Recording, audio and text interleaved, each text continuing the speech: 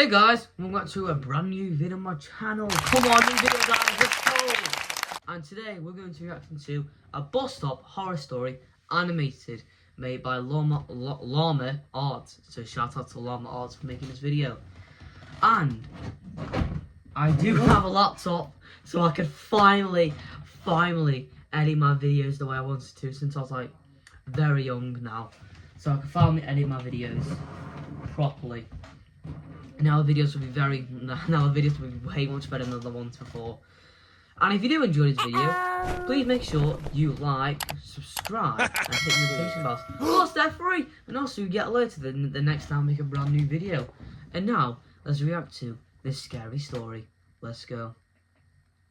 I waited till it was 50 minutes and think. A bus stop horror story. This happened when I was 17 years old. I would go to the gym 3 to 4 times a week and ride the bus home. It was a Sunday and I had just missed my bus. They don't know me, son. Longer for another one. I would have called my parents, but they were out for the evening, and taxis charged more, so I decided to sit and wait in the bus shelter. It was a cold night and snow had just started peppering the ground. My bus was taking longer than usual, so I got my phone out and listened to some music. Almost an hour had passed. It was freezing and I hadn't seen anyone at all. That was until I noticed something out of the corner of my eye. It was a creepy guy dressed in thick layers of clothing, walking slowly towards me. I knew staring at him would draw more attention, so I just focused on my phone. He sat down at the other end of the shelter and just stared at me. There was something off about him. He seemed like he was either drunk or on drugs. He then asked, "When is the bus due?" I took out my earphones and said, "I think it's delayed because of the snow." He stared at me for a while, then started mumbling to himself. He was really starting to creep me out, so I pretended to be on my phone. After a couple of minutes, I took another look. He'd moved closer to me. I looked away for a second, then heard the sound of him sliding even closer. I turned to him and said, "You okay there?" He stared at me with glossy eyes, lifted his arm and leaned towards me. Immediately, I grabbed my bag and ran as he fell to the ground. I ran down the road, trying my hardest not to look back. I kept going until I got to the next bus stop. I turned around to check to see if he was there. He was gone, so I went to sit down. Feeling relieved, I rested my head on the back of the glass and waited for the bus.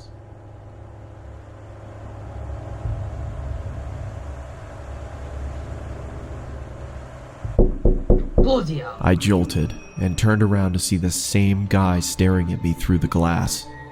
What the hell is wrong with you? Then he started walking around the shelter towards me. "I'm warning you, stay back!" I yelled in panic as I was backing up. I wanted to run, but I left my bag in the shelter and I couldn't leave without it. Suddenly, the man leaped at me and I quickly moved out of the way. He fell to the ground face first. I froze in shock, then noticed the blood coming from his face. I tried to get a response out of him, but nothing worked.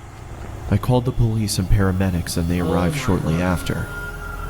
I told them what had happened and they told me that the guy was on prescription drugs. They found a photo in his wallet of him and his son. The boy looked just like me, so we assumed he thought I was him. I later learned that he had lost his son in a custody battle and went off the rails. He was taken away for treatment. That was the last I saw of him. I got my driver's license shortly after and have never been on a bus since. You're sourcing then. Dang, bro. Dang. Honestly, bro, when you lose somebody or you lose something, no, not losing. When you lose somebody that's like very personal to you, say your mom, your dad, or brother, sister, whatever, it hurts. It really does hurt. It really does hurt because, you know, like they were a big part of you, and now you just lost them. I actually remember my great granddad who died in 2020. Oh my god, he was an absolute legend. He was. What's a man? I mean, I barely talk to him, but what a man he was. Rest in peace to him. And yeah, so that was the story. Pretty that was not even scary at all. It was just an interesting story of how this guy was sitting there and this creepy man started going closer and closer to him. Yeah, pretty strange guys, isn't he? I mean, he did look like his son, and his son died. I can't remember. Did he say why? I don't know. But anyways, if you did enjoy this video, please make sure to like, subscribe, hit the notification bell, and oh, I just want to say, I could be live streaming tonight. You know, I could be playing Minecraft, FNAF 2, any of these games on this absolutely amazing top. Shout out to the councillor for giving this laptop. Shout out to the councillor of Stoke-on-Trent for giving me that laptop. I will see you lot in the next video. Goodbye.